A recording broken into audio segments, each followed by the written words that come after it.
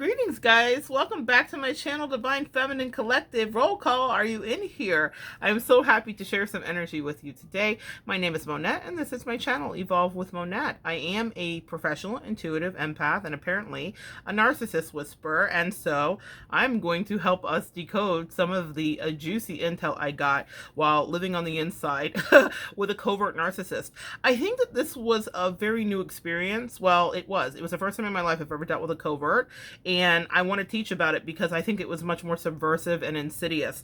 But I would like to also talk about our divine counterpart journey as well. Not all of our divine counterparts are narcissists, but one of the things that happens when a karmic gets into the stream of our divine union, so a third party enters, or your partner allows or brings in a third party unbeknownst to you, or maybe beknownst to you, what's happening is that they ignored one of the 48 laws of power.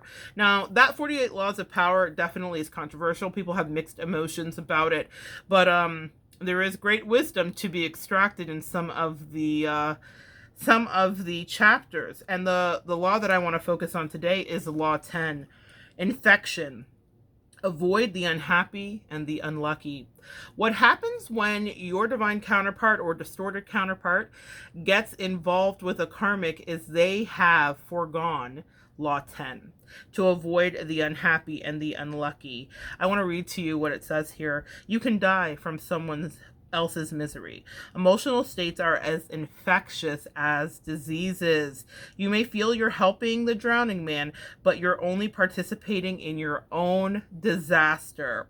The unfortunate sometimes draw misfortune upon themselves. They will also draw it upon you. Associate with the fortunate and the happy instead. This is such a powerful lesson, whether you're dealing with this dynamic or whether you're just having friendships and wondering, especially if you're an empath, why am I attracting this? Why isn't my life moving? When I tell you that the karmic in this situation changed my life, it was a Scorpio, and I have videos up here where I'll be talking more in depth about the experience from my perspective, excuse me. But what I want you to understand is that when they come in, you're thinking, how did I get here? But also, as an empath, am I attracting on the same level? This experience taught me so much, and I got to watch it happen in slow motion in my life, and the writer in me must write. It's so funny. The very distorted person in my life wrote me a note. I'll share it at some point that says, "You're a writer. You must write." I think I do have it here. "You're a writer. You must write." It's funny. I was cleaning out stuff, and I thought, I'm going to throw this away, and I thought, oh no, maybe this will go in the book, because wouldn't that be ironic? That's my, like, thank you. Thank you. You are a writer. You must write. I had this taped up on my headboard for many, many years. And let me tell you, the irony of how life works out. Indeed, I shall. I shall indeed write. Now, back to this. Avoid the unlucky. So I got to document as she was not avoiding the unlucky and the unfortunate, and she was not paying attention to this law. It was something that I knew about, but I didn't really discuss it with her because she was like pushing me away. So I was like, well, then you'll just get this. But I want to say this about this law before we dive deeper. She knew that the karmic was unlucky and kind of would infect. In fact, she used to say to me, everything in her life falls apart. This is a calamitous energy around her. She didn't use the word calamitous, but she said, like, it's always a tragedy. There are things that are happening in her family, and God, like, bless, and for you know, like, the karmic's family has nothing to do with her energy or whatever. So I never am wishing any, like, ill fortune in that regard. But this was the observation of my counterpart prior to the full enmeshment and affair and the whole thing. So she was like, it's just always something. Someone's always passing, always dying. There's always a tragedy. There's always a car accident. There's always something. There's not enough money. She doesn't love her husband. She doesn't like her kids. Like, it was just like and I was like, so this is your bestie? Like, this is the person that you feel whatever. But in my divine counterpart's case, distorted counterpart's case, she was lazy. So she always chose literally the closest person to her at any workspace to be the person that she would bring in and just like wreak havoc into her life. That was her favorite thing. So I don't imagine she'll change her tactics anytime soon. But what I will say is that she knew in a higher vibration, because I put a lot of energy into her. She was very clear, and she knew this person is not lucky. She has a lot of issues. She doesn't seem to be happy. She's deeply mentally unstable, even more so than my distorted counterpart was. And I spent a lot of time re-energizing her, but she'd also done some of her own mental health work and started to like take care of herself. And it was just really night and day. I was really proud of her for a while. I really was. And then she got around this person and it all went to hell. And I thought, if this is not the blind leading the blind, you two together, I mean, good luck. Now let's talk a little bit more about this. What they say here is the infector possesses an inward instability and radiates outward, drawing disaster to all that they touch. And they are describing this. So in the 48 Laws of Power, they talk about someone in Ireland who found herself in the role of a courtesan, or so a prostitute to the royal court. In today's society, she'd be considered like a gold digger. So she only sought out men with high social standing in the community that she could use for her own gain. This is the story that goes along with this. So once she would have her hooks into these men, their slow demise began. One of their victims was the King of Ludwig, Bavaria, who felt compelled to help Lola once he warned her of the dangers of his affair with her. He could not seem to resist Lola's aura and almost found his once peaceful country in a state of civil war. It was not until then that the king finally ordered Lola to leave, but a month after she left King Ludwig, he was forced to relinquish a month after she left the king, he was forced to relinquish his throne. So there are many men who suffer because of their association with Lola Montez. And the king said that he was bewitched by Lola. Lola was unstable and incurable and an infectious character type. This is not to say that these characteristics are only restricted to women. This is to say that there are some people whose emotions are so powerful that they infect every soul of the people that they touch. The karmic that my counterpart decided to go to was a magnetic energy for her.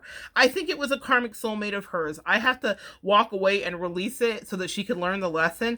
But I'm like, yeah, she was here to teach you lessons about your BS and exactly who you are and who you aren't and who you think you should be and maybe who you shouldn't be. And sometimes all the talking in the world from a good empath is not going to do it. You got to live it. And as a Sagittarius, my counterpart, loved running into brick walls. Like I would just be standing there with the gauze, figuratively speaking, and the antiseptic while she just was like, I'm just going to keep hitting my head here. It didn't matter what you said. She just loved that short run right into the wall. And she did it. I watched her. I was like, girl, this is a mess. This girl is a lot. And I told her, I said, be friends with her. Do your best to kind of really edify her and lift her up. I even gave her readings, and that was so manipulative of the counterpart, but hashtag con artists con when they're conning and breathing. So I did that. So I tried to even be of help, but she'd always be calling me, draining my energy. Can you pray for her? There's a new fresh disaster. Can you pray for her? Someone just did this. Can you pray for her? Today she doesn't like her husband. She does. It was all of that craziness. Now the karmic was also a Scorpio. So the Scorpio energy is very possessive, very onerous, very intense. I'm going to see if I can pull a card here so that I can show you the energy of Scorpio, because what I found so fascinating is how she didn't realize it. And so she was magnetic. And I will tell you, as soon as she hears Scorpio, here guys, you see that creepy eye? That was her karmic. I was like, girl, are you paying attention? Do you want to live in Final Destination with this crazy lady? The energy is intense, masterful, thoughtful, and magnetically charming, but also secretive and possessive and all-encompassing for her. She ruined up her whole life behind it. It was crazy. And she's still ruining it. Probably living her best ruined life.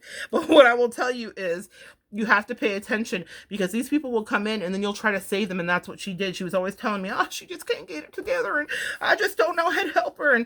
And she would tell me sometimes in lucid moments, I'm staying away from her. She is unlucky. She said that to me once verbatim. I wrote it down on the day. I'm staying away from her. She is unlucky.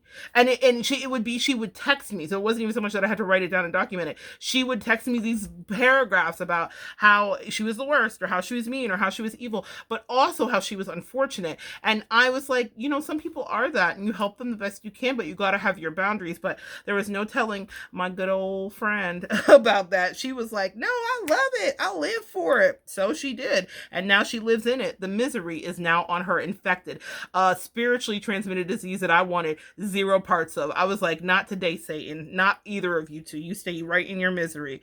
So how to recognize the infector, guys. Let's talk about it. They draw misfortune upon themselves. They have a turbulent past. They have a long line of broken relationships. They have an unstable career.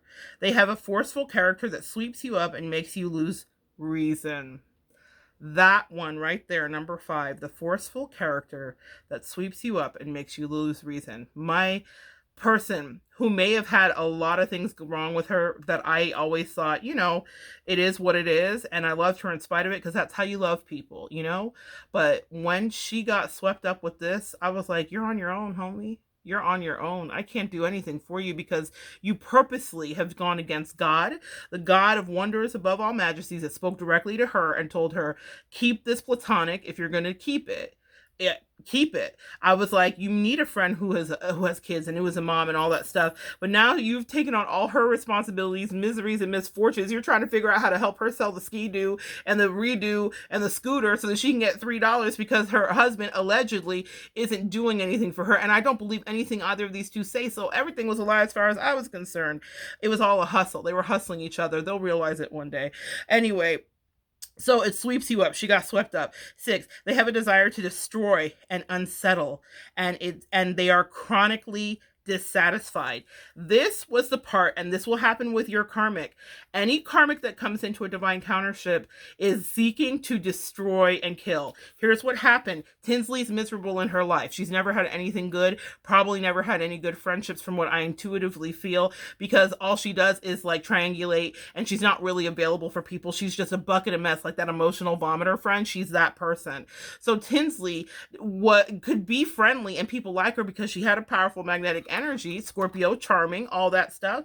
But the issue here with this is that she probably couldn't sustain anything. Here comes my person, who I just felt like was at first like adult, but then I realized she was much more calculated than that. When I say adult, I mean she almost like dawdling, excuse me, not dolt, like dawdling. You know how a kid dawdles and they're not paying attention? And I thought she was walking into the Tinsley situation like that, but she walked in with an agenda and she met the agenda. Mission accomplished. So in any case, that was the situation there.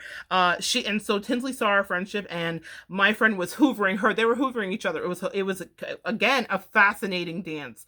The dance is something I'm going to be making a video about a solifuge, which is when a scorpion and a spider breed. It's a very good video. It's weird. Don't be creeped out. Good messages in there. So they were dancing and doing a mating dance essentially, and Tinsley was kind of like really pulling her in, but my friend was using our friendship, which I had cultivated and made juicy and magical, to pull her in. Do you understand? So she was talking about us all the time because she wanted her to feel jealous, because she felt jealous, and that's not my presumption. Those are words she told me about all of the people around Tinsley. She hated the girl. God bless that girl.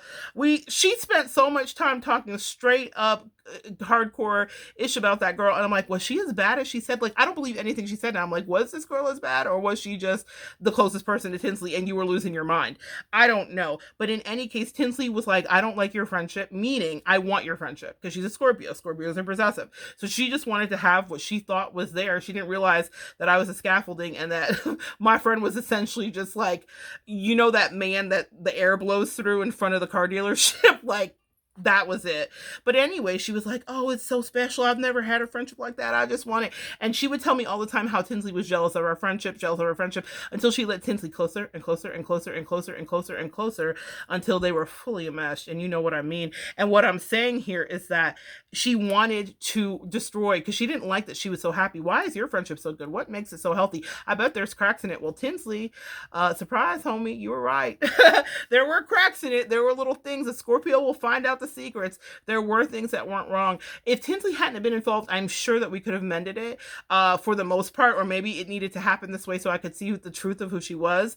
Tinsley did me a huge favor and revealed her character right before things in my life took off. So it kind of was like poetic justice in like a movie. You got what you wanted, I got what I wanted, but Tinsley wanted to destroy and unsettle, and she was chronically dissatisfied. Even when she has her in the relationship as she does now, I know that it's misery because she's miserable.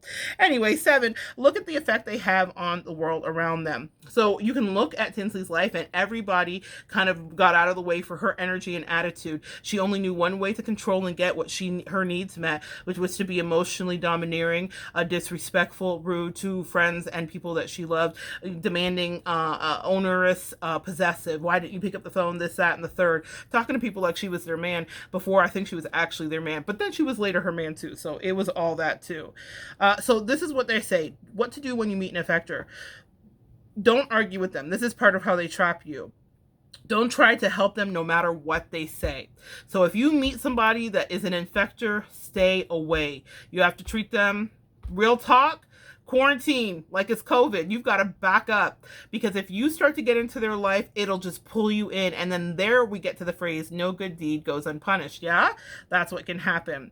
Don't pass a person on to your friends, or you will become enmeshed. She tried to pass her on to me with prayers and with readings, and I kept it back, and I kept pushing back. That was where we had the issue. She thought I was trying to control her, and I was like, no, I don't want this person's energy. You don't know what I do, because you guys are at work playing Pat the Puss all day. You don't realize, like, I have a real job, and I really am working with people and transmuting energy all day. This is reindeer games of small town boredom that you guys are cooking up. You don't have any real problems. Your problems are conjured in your energy and in your head, and you've decided just to be stagnant, rest on your laurels, and waste your time and be lazy. So don't involve me with this. I push back. I would suggest, if you notice that the karmic is trying to like interfere in the life, walk away. That's me all day. Walk away. But beyond that, set up boundaries. Before I walked away, I thought that I could bring it to her attention, but no, she loved it because it was like, oh, this is new triangulated supply, another video, another subject. But she didn't listen when I was like, I can't with this girl. You're talking about her so much that we no longer have a friendship. She's fully enmeshed and infected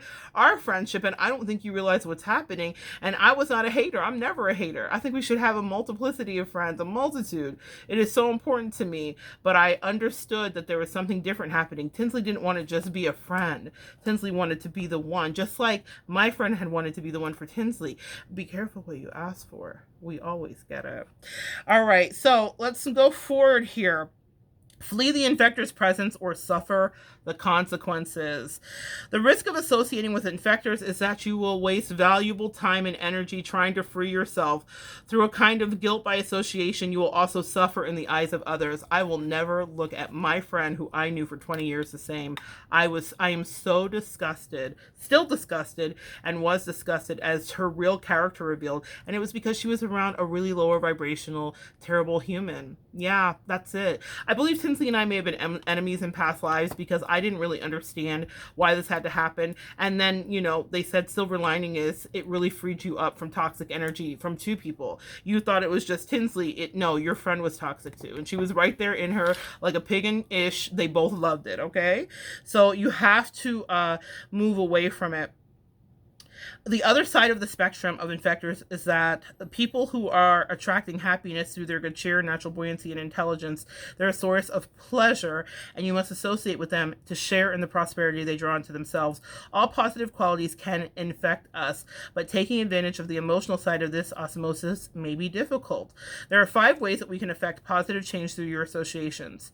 1, if you're miserly by nature, associate with the generous, and they will infect you, opening up everything that is tight and restricted in you. Only generous souls attain greatness.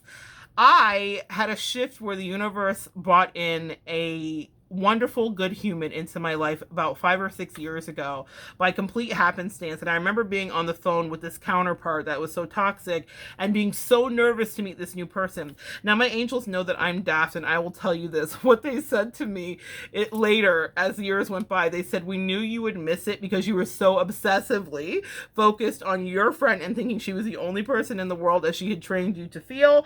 Narcissist, covert narcissist, another video. And they said, we made it super obvious. So both of these people were from the same state. They were both from Wyoming. Both of these people, but you know what it was? I will tell you, it was like the evil, like toxic energy, and then like Glenda the good witch. Now, here's the thing.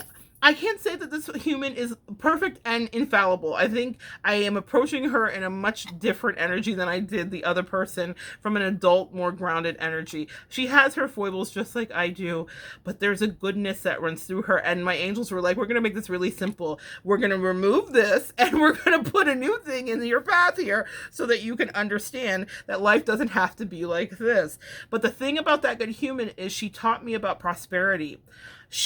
That first day I met her, she got a reading from me and she told me I wasn't charging enough. And I was dealing with all of these worth and value issues and things that I teach about here that I have gotten through. Now I make money, and I make money because I was in direct association, excuse me, with a generous soul, and it infected me. I was able to like expand the idea that I could create money. She didn't give me money other than that reading, or in any reading. She always paid me properly. She never jipped me. She was not a using friend. Like I had a lot of that for many years as an empath. She didn't do that. She respected me, and she was like, we don't work for free. And she has been so integral in this growth process for me. But it wasn't because she was just like, oh, here's $1 million, good luck. She was like, no, you have a value, we're going to raise the vibration. And she didn't do much except for exist in her generosity, which made me want to be more generous. I even started being more generous with my divine counterpart after this other person came around, because I was like, oh, this is what love feels like. Because for me, I love gifts and I love that kind of energy exchange. So I started to be that because I was receiving that. So that's how it can work in the positive, a positive infection. 2, if you're gloomy, gravitate to the cheerful. This is what I do when I'm feeling sad. I'll turn on comedy that I love or something lighthearted, and I'll kind of just lift myself up. Now, I can also immerse myself in The Godfather and First 48. So I have to watch what I put my energy towards when I'm not feeling well. 3, if you're prone to isolation, force yourself to befriend the gregarious. So force yourself to befriend people that are lovely. Now, here's one thing that we have here is YouTube, where we have these parasocial relationships where we are friends with our YouTubers in our heart, right? So if you don't know any gregarious people in your life and it's filled with a sea of negativity, find someone on YouTube and develop that parasocial relationship with healthy boundaries, of course, knowing that they are not your actual friend in real life, but they could be helpful for you. There's lots of content here and a little something for everyone, okay? So definitely understand that you have resources. 4, never associate with those who share your defects. They will reinforce everything that hold you back. Wow. We mirrored each other and had similar defects, and that's why I loved her. It was like a well-worn groove. And you know where that groove came from? My narcissistic father, my malignant narcissistic father. I didn't recognize her covert narcissism because it didn't show up the same way, and I just thought I was helping a depressed friend. But no, I was helping a sociopath, and I was enabling and doing a lot of terrible behavior. But that is something that is so interesting to me. In order for us to grow, we both had to be away from each other. It makes perfect sense now. 5, only create associations with positive affinities. That is a rule to live by. Your rule for life: recognize the fortunate so that you may choose their company, and the unfortunate so that you may avoid them. Misfortune is usually the crime of folly, and among those who suffer from it, there is no malady more contagious. Never open your door to the least of misfortunes, for if you do, many, many others will follow in its train. Do not die of another's misery. That's written by Balthazar Gracian, 1601 to 1658. Guys, that quick little energy there is something I just wanted to share. I mean, not so quick now, I'm looking at the timestamp, but I'm going to hop off here. Very important. Your divine counterpart forgot that rule 10. And if you ever need to let him know, or let her know. My divine counterpart shows up in a woman's body. So that was what happened. I didn't get a chance to let her know because she was acting a whole fool and showing her entire behind. And so I didn't have time to really educate her on the 48 laws of power. She'll figure that out in her own life on her own. But what I will say is, that's why I separated myself. Some of us are caught up in that, like, I'm going to win. It's my man. It's my woman. No, I don't care. I'm going to win at life. I'm going to win at prosperity. I'm going to win at expansion. I'm going to win at self-education. I'm going to win at healing. I'm going to win at figuring out my body and my weight and my empath journey for taking on more than I can handle. I'm going to balance my scales. I don't have time to figure out if your nana and your pap are going to be down by the pond at the holler and if they're going to make it or not make it because whatever, or if your friend that you're trying to triangulate and sleep with, or the other misery of like, oh, you have to take pictures from the back seat of the car so that no one can see you taking a picture of your faux friend's car that's actually your wife because you're mad her husband bought her a car. That's the unfortunate and the misery. Of course her husband bought her a car. It's her husband. That may have made no sense to you, but that's like a little screed of the hillbilly holler that I had to listen to with these people doing nothing. I'm like, what are you doing with your lives? Like, what are you doing? Anyway, y'all, I was once there. Go, Lord. I once was lost, but now I'm found. Okay? Amazing grace. Jesus pulled me right out of that. Yoink. Thank you, Lord. Appreciate you. All right, guys, come back and join me next time. And we're going to continue to decode these narcs and talk about the laws of power and how you can keep yourself safe and you can attract abundance. It just means be around people that also want to win like you. Amen? Amen.